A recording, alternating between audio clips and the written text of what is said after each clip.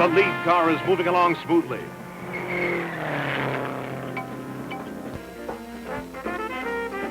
Since the first Indy 500 in 1911, the speed, this means beyond the shadow of a doubt. Next year's car, faster. Almost before the sounds of the cheering throng has had its chance to fade away, the engine's roar echoes across the speedway.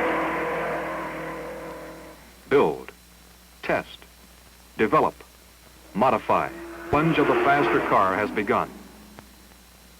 Design and build a new car. Modify the old. Change engines. A stronger metal. Stress is greater here. What about suspension changes? Keep her light. Check on fuels and lubricants. Questions that need answers, and answers that need proving, if the challenge of the faster car is to be met. These perplexities are not new to the Speedway. In 1911, Ray Harroun, winner of the first Indianapolis 500, had some problems, but he also had some solutions. In those days, a mechanic rode in the cockpit with the driver, and one of his functions, providing he didn't fall out, was to inform the driver of the maneuvers of the cars behind. But Harroun knew a light car was a fast car, so he designed and built a single-seater, replacing the mechanic with the first rear-view mirror. One of the favorite attractions of the Speedway's museum is Ray Harroun's Marmon Wasp. His engineering genius, after 10 or 12 laps, Harroun would reach down and force grease to the various friction points of his car, a self-contained system which is only now being incorporated on modern passenger cars. Many contributions to the durability, safety, and performance of today's automobiles are the direct results of engineering achievements in race car design and construction. Balloon tires. The first four-wheel hydraulic brakes were on an Indy car. Then came hydraulic shock absorbers. There's also been a slight change in engines, too. Not to mention the sleek styling influence the racing machine has had on passenger cars.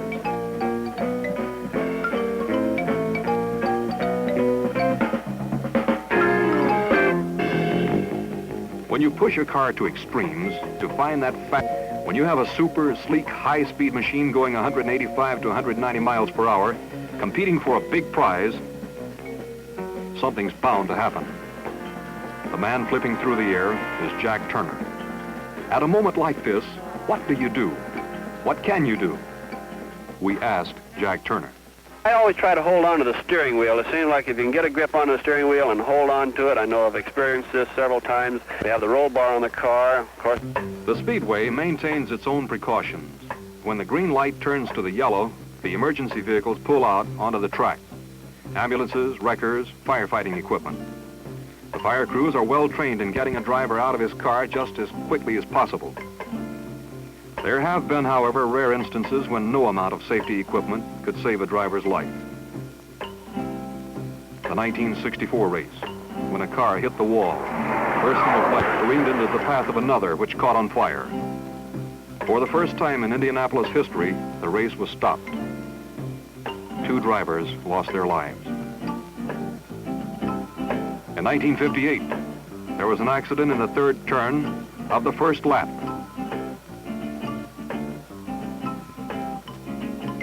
"17 cars were stalled on the turn at one time.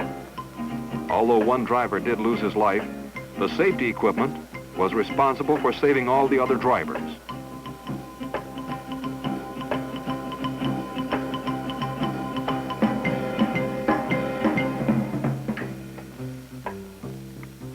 On the brighter side, in 1962, Jim Hurtubise was qualifying. He came out of number 1 turn, spun around, bounced off the wall, hit it again, but was able to climb out of his car without injury. Only a seriously damaged car. Again in 1962, Bob Wenty's car was forced into the wall, flipped a couple of times, was in the hospital a few days. But without that safety equipment, it could have been fatal. Then there's the humorous side. Jack Turner spun around 360 degrees and drove back into the pit area. What kind of a man accepts a risk such as this? The challenge of the track, man and machine. Fabulous prize money? Is he a hero, a daredevil? Neither. This man accepts racing as a profession and does the best job he knows how.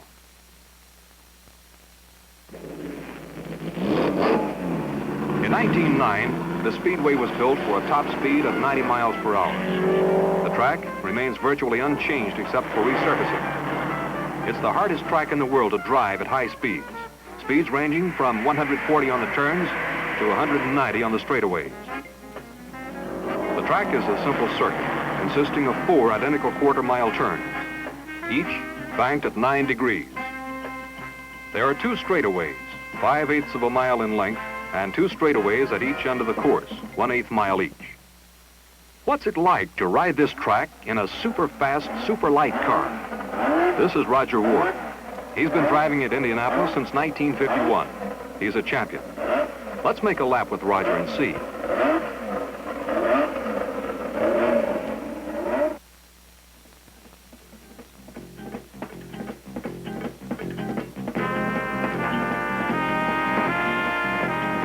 We're going down the front straightaway, approaching the starting line at a speed of about 160 miles per hour. We go into the turn, down in the groove, down to the white line. Now, pick up the throttle and start drifting back out. Stay in the groove. Pick up the speed a little bit. Cross the straightaway at about 160. Down into turn number 2. Now onto the back straightaway, still about 160, and start accelerating. Under the lights at 185 to 190 miles. Past the 300-yard marker. Ease off the throttle. Pass number 2. Pass 1. And now down into turn number 3 at about 160. Bring it down to the white line. Now get back on the throttle and start accelerating on out across the straightaway at about 155 to 160. Ease off now and down into turn number 4. Stay in the groove. Now let the car drift back out. Driving out to the wall and down the straightaway, bringing the speed back up to 190 miles per hour. Approaching the starting lineup for the completion of 1 lap.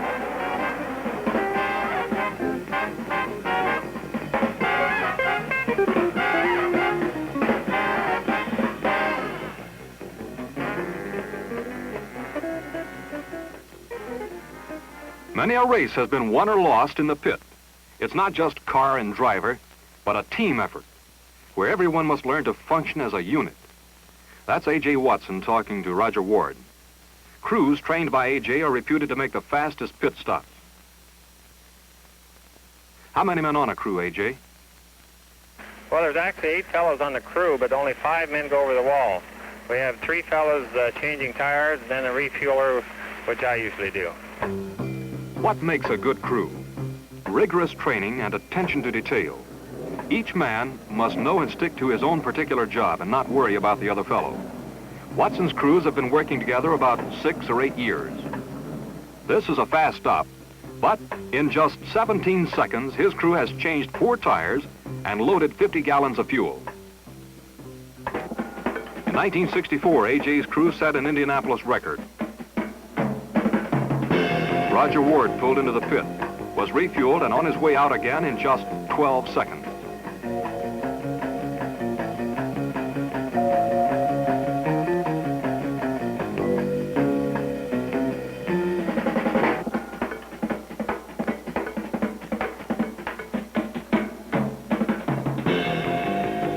Other crews aren't as fast or as lucky. This car lost 40 precious seconds because the man changing the rear tire was not used to the hot exhaust. Some problems just can't be anticipated. A bolt which secured the brake pedal worked loose. No one could find another to replace it.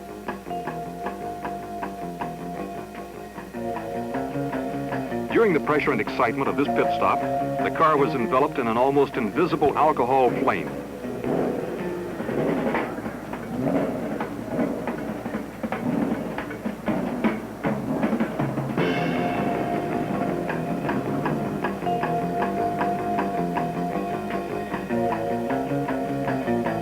A second-place machine is now out of the race.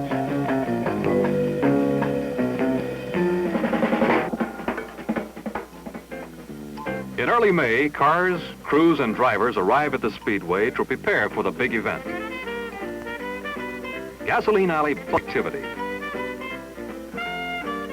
Get ready.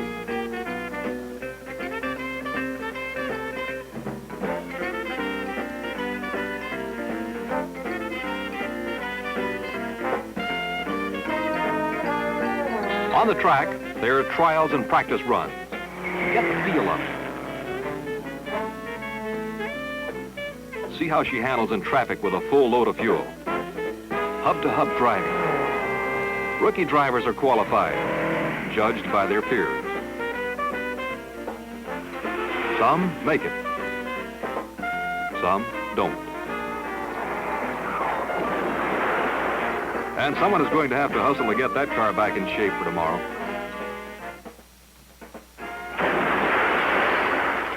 This car won't be a problem for anyone, and not for this year's race anyway.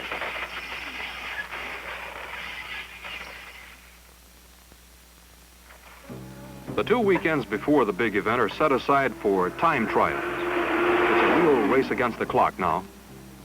More than 60 have been entered, but only 33 will make the big event, the fastest 33. To qualify, the car gets a flying start and 4 successive laps, a 10-mile run. Just how quick he is determines just where he will be in that starting lineup. 11 rows of cars, 3 cars to a row. The quickest car on the first day of qualification gets the pole position. Winning this position alone is worth more than $10,000.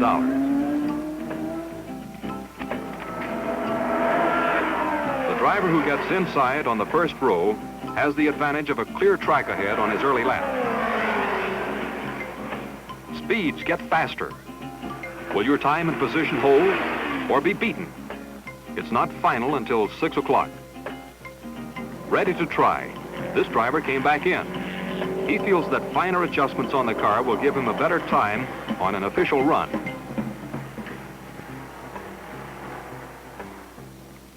Speedway rules require that time trials end promptly at 6 o'clock.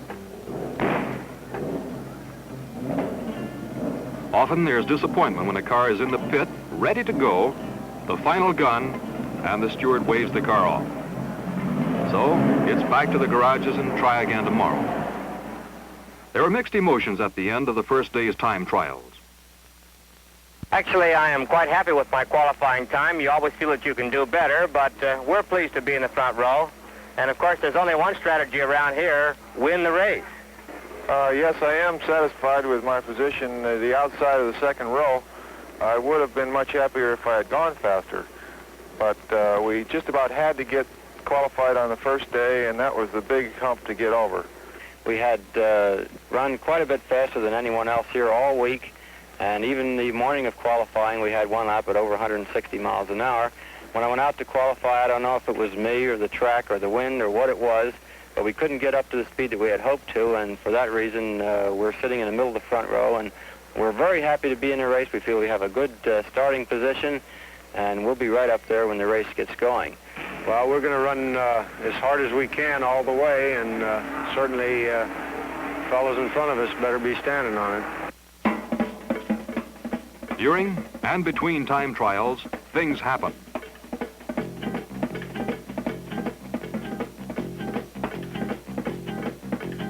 Work on pit stops.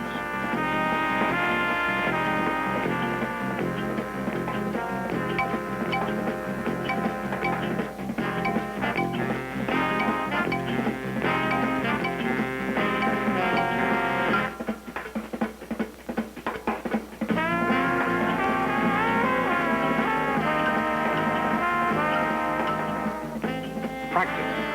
Develop new strategies. Beat the clock. After every run, driver and mechanic confer. Look for that successful combination for the fastest way around. This team may have found the technique. This one did not. You can't relax at 250 feet per second. Now what's the strategy? Is the suspension seriously damaged? Can the car be repaired by tomorrow? On the last day of time trials, there's still a chance to get in the starting lineup by qualifying faster than some of the other cars. The driver may think he has it, but there's another car on the track which could be his time. If it doesn't, there's another car on the line ready to try. It's really a race against the clock now. 6, 5, 4, 3, 2, 1.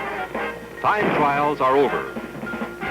Maybe they didn't make the first row, but they're in the race.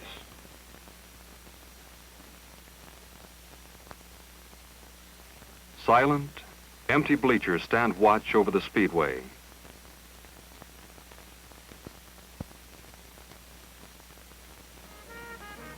In the garages, there's anxiety as crewmen and mechanics labor through the night making final adjustments on their cars. Some machines are completely disassembled, cleaned, rebuilt. It's work, precise and exacting. A skillful labor that will keep that car up front, make it a winner.